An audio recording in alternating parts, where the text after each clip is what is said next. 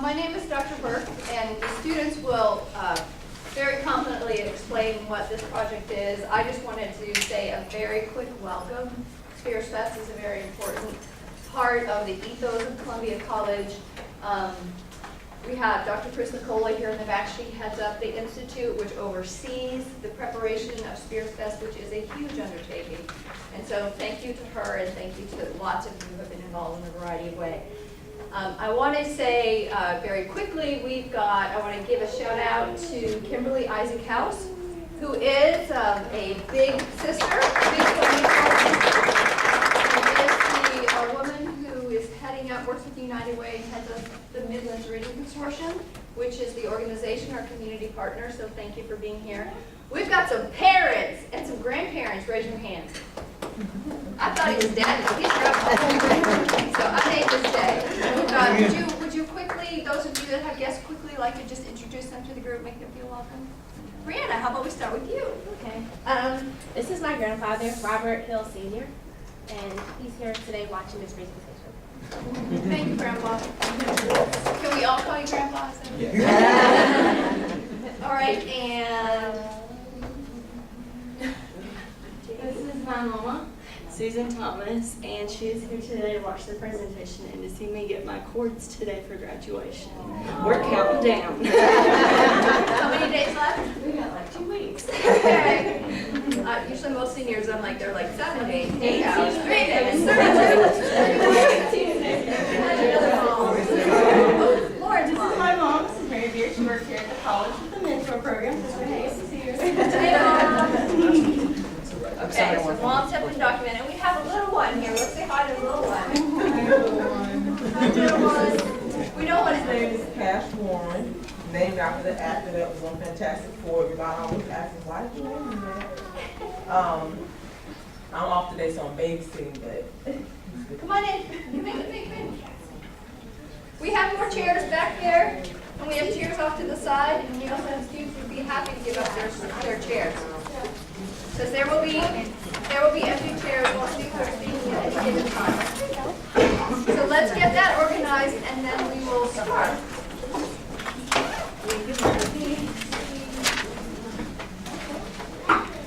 So we just did introductions of important people besides the students, of course, which were parents, small children, grandpa, and also I wanted to acknowledge Heather Turner, who's here, who's another one of your big sisters, who is the queen of City Year. So if you're interested at all in City Year, she is here. And I believe that I just saw the president. Did she run it? Yes, I was going to say I saw President Dindorf come in. So I would be in trouble if I introduced all the important people but forgot the president. So there she is. High five to the president. Okay, so I'm going to just hand it over to the students. They are going to tell their own story. Let me just say first that I'm extremely proud of them. It has been a semester of very hard work in lots of ways. And at the end, I will come back and allow for some conversation or questions. And then I will give our students their leadership semester cords, which they're all very excited for. And these are cords that you can only get if you have, in fact, done a leadership semester. And they are approved, because you can't just wear anything at graduation. We have class. They are approved for graduation. So it's very exciting to get one of these. So without further ado, you're on.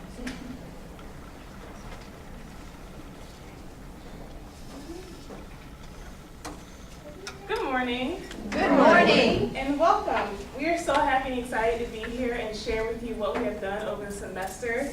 And I present to you the Lead 401 LS class, and my name is Kara McKelvey. And this is counted as a leadership semester, and we've been partnering with the Midlands Reading Consortium with Ms. Kimberly Isaac House over the semester to bring our knowledge to A.J. Lewis Greenview Elementary School. The Midlands Reading Consortium, or the MRC, targets pre-kindergarten through 3rd grade students, and Kimberly Isaac House is the program house manager of the MRC, and she has helped us so much along the way. A.J. Lewis Greenview Elementary School's principal, Mrs. Gilliard, states that this is the place where excellence is expected when we came there our first day, so we put that up as our standards. We, as the tutors, focused on improving our their reading proficiency and language language skills. Today we'll be presenting on our 4 topics of the class: leadership, poverty, literacy, and social justice. But first, Lauren is going to get us warmed up with our exercise with our social justice group. Thank you. Good morning. My name is Lauren. Alright, so for the very first part of our presentation, I'm going to need your help, so that you're actually going to have to get up and do stuff. Alright, so what you're going to do is, I'm going to have a few of my team members hand out some labels, and these labels are going to go on your back. Now, you're not allowed to know what your label says at all. Okay, but you can look at your neighbors and whatnot, but don't tell them what they have. Okay, so once I say go, we're going to take about 5 minutes, and everybody's going to stand up, and I want you to interact with each other. And this is going to be complete nonverbal communication. You're not allowed to talk. But based on whoever's label that you're interacting with, look at their label, and then kind of interact with them. I want you to interact based on what their label says. Okay, it's pretty easy. You'll see how it goes in just a second. So I'm going to get a few people to pass out labels. Don't cheat. How about everyone help? If everyone, we spread out, we've got a pretty big group. Okay. So make sure everybody has a label. Thank you.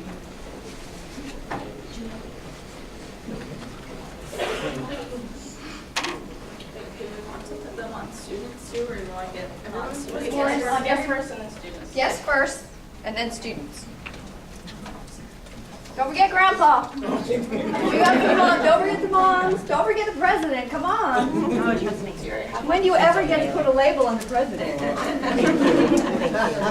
Never, ever. Yeah. Except for presidents. Yeah, the president. Here, you get one.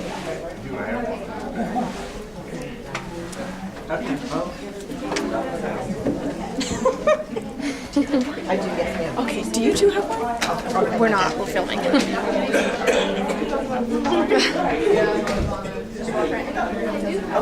Thank you. If you do not have a label on your back, would you raise your hand, please? I'm waiting to sign. Trying to be quick and efficient. Reveal yourselves if you have not been labeled.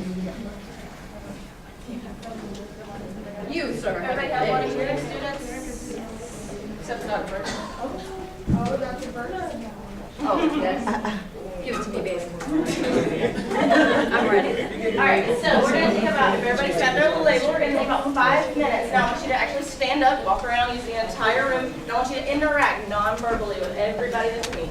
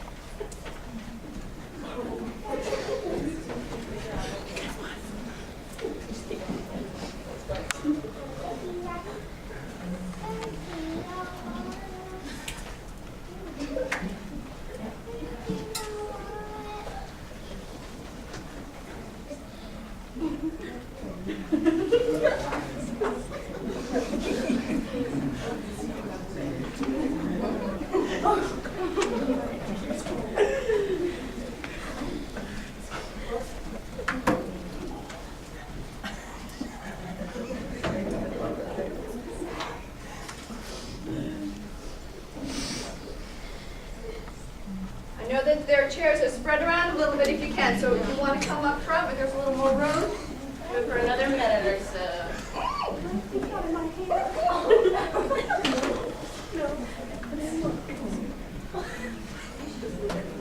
All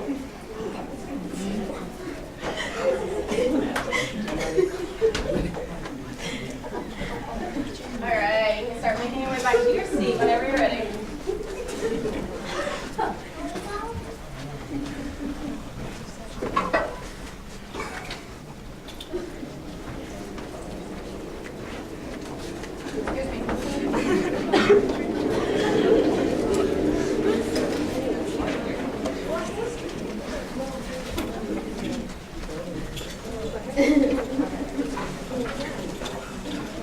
You're still unaware of your label?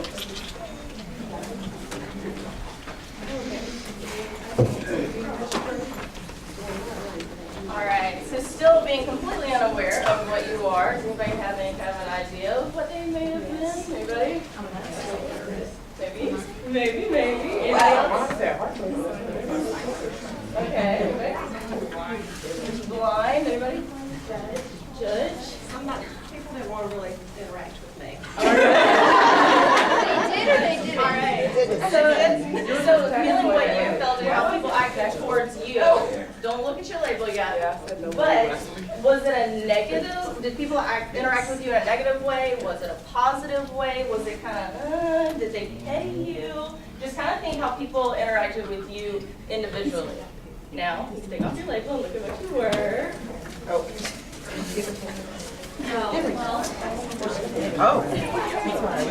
I see.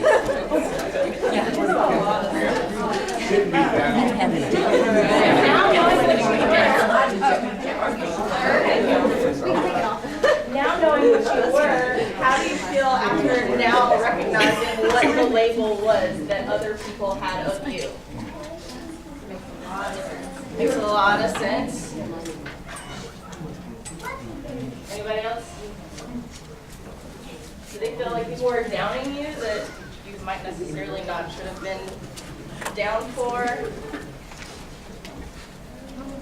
Now, yes, this activity literally does label people, but it also shows how we subconsciously label each other without even knowing each other. So you do it, I do it, we all do it. It is human nature. Our job as leaders is to set aside these labels and identify the assets that an individual has, rather than judging them based on the preconceived label that we may give them. So next up is our poverty team, and they will explore a few more of these ideas for us. And you're required to leave the labels on all day. Great conversation starters.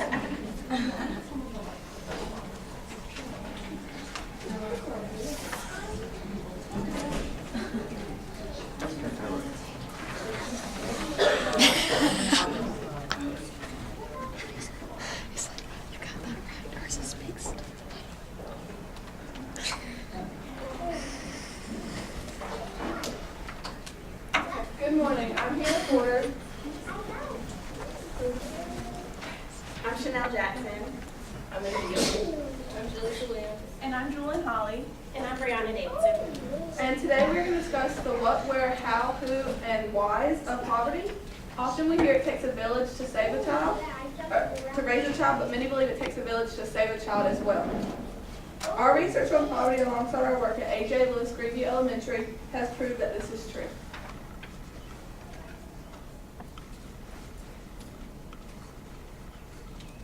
So what is poverty?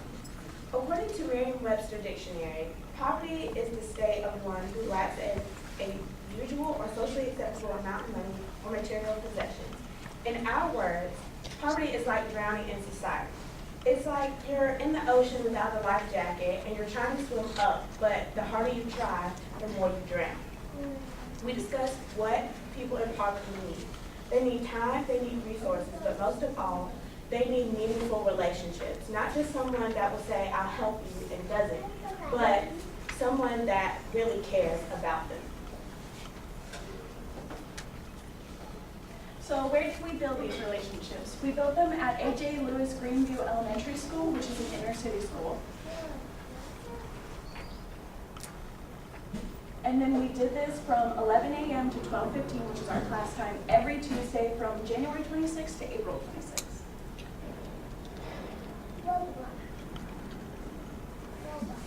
Who did we teach? teach, we taught kids at grade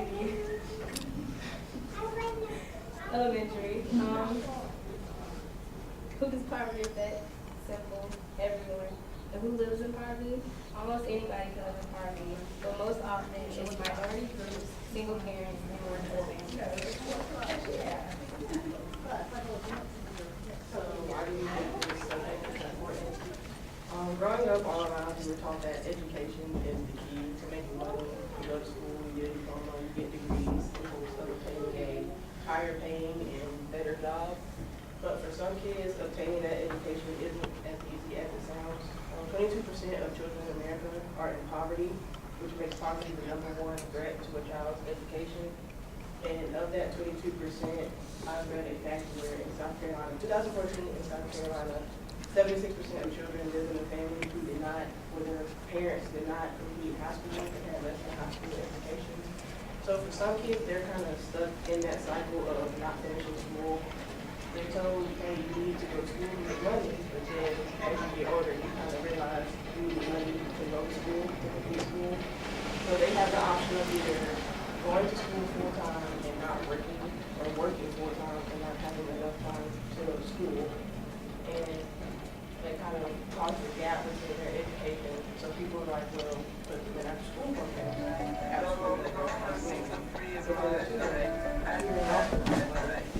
So programs like MRC that offer school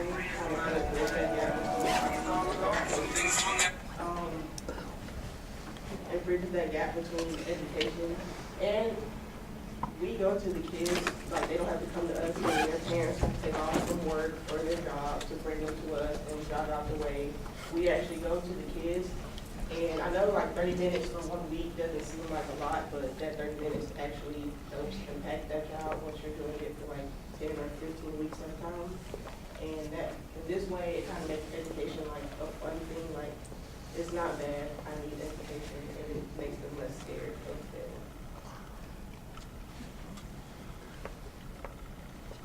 As George Carlin once said, don't just teach your kids to read. Teach them to question what they read. Teach them to question everything.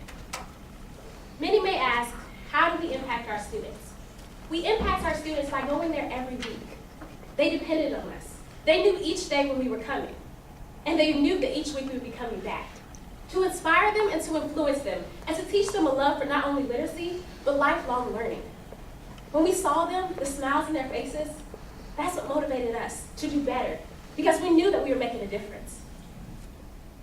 How did they impact us? Well, they taught us so much about ourselves, lessons that we cannot teach ourselves. They taught us that to always try, that's important, and to stand up and be a leader, because there's so many people in the world dealing with poverty who are searching for an answer. We gave them that answer. We gave them hope. I know for me specifically, what my students taught me, they taught me that no matter your situation, it can't define who you are. They told me to try and to always speak up. Because sometimes even when you think that you don't know the answer, you do. Have you ever been in class and you say, I'm not sure if I know the answer or not, so I'm not going to say anything. And then when the teacher tells you the answer, you realize you knew the whole time. My child, he wasn't afraid. He always spoke up because he knew his voice mattered, even at a young age. And how does education and poverty connect? Think about it. The amount of education a lot of times determines your access to jobs. Think of it this way. Take a high school student, take a college student, then take a college dropout. Let's say they're all trying to compete for a job at McDonald's. I guess because McDonald's, because the color pants I have on today.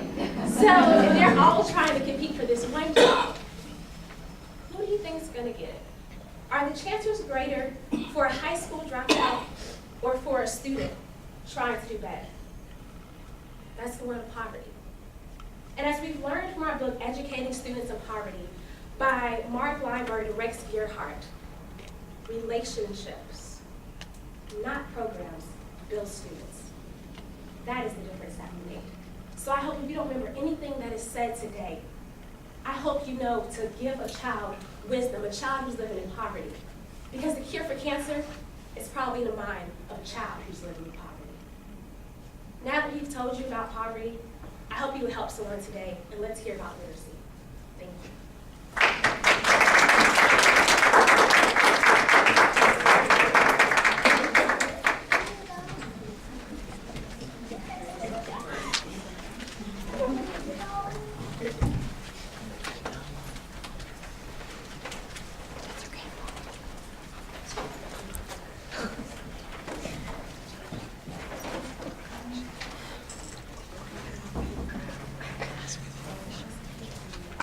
We're going to need to break down in some groups because we have another activity.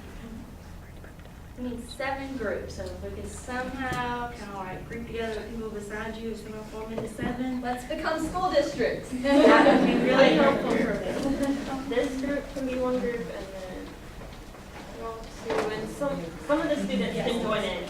So y'all can be a group, y'all can be a group, y'all can be a group, y'all can be a group, y'all can be a group, and that can be a group back there. I know it needs to make y'all have to get up and move again. That's what we gotta do. So hover to your group if you're not just sitting in a logical place. I think this is a logical place. Very logical. We'll be through. In case I might work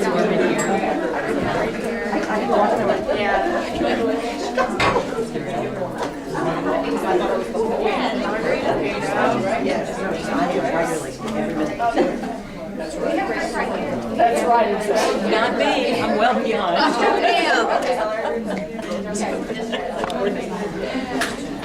It's kind of warm. It is warm. Congratulations, District 7. Is there anybody not in a group? Should we be in a, you can tell us where to go. If some of y'all want to go with You need it. another one? Yeah, I need one more. Okay, so we can do one. Well, here. Raise your hand so we know where the groups are. I'll convene your guys' group. All right, I'll give you this. Thank you.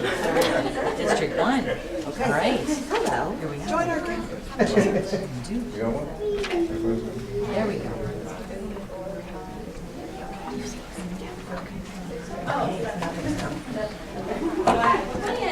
On like tables being in circles, because that's how our class is normally, but it got stretched out for Spearsfest.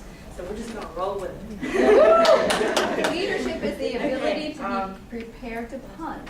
Yeah, definitely. Let's play golf. Okay, so each of you got a bag. Let's see. So in the bag, there are different roles, and there are more people than I thought would be in each group. So just share your role with whoever's next to you, possibly. Or if you have enough, that's great.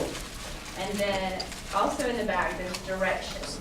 Do not share your role like with anybody else. Like if whoever you're sharing it with next to you can see it, but if there are other people in your group, try not to show them. And there's directions folded up inside of there, so you'll see them. And your role will help kind of explain that. And then I'll give you a few minutes, and we'll kind of jump back, and I'll ask how it went. If you have any questions. Yeah. Raise your hand if you have a question. We got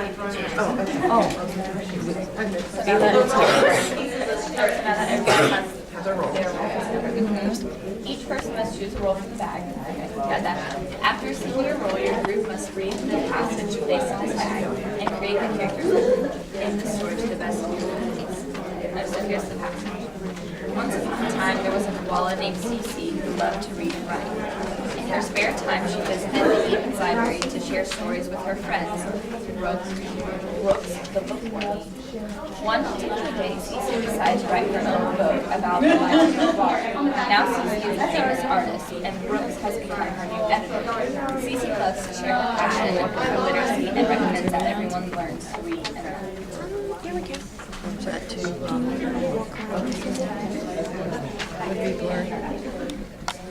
Possibly just I can zoom in. You can see what I'm doing.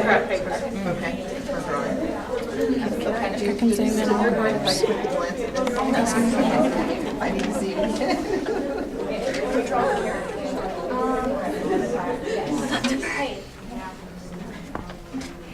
Okay. Because we're supposed to depict us. I mean, I can. It sounds like it's Use the resources in your bag. Use the resources in your bag.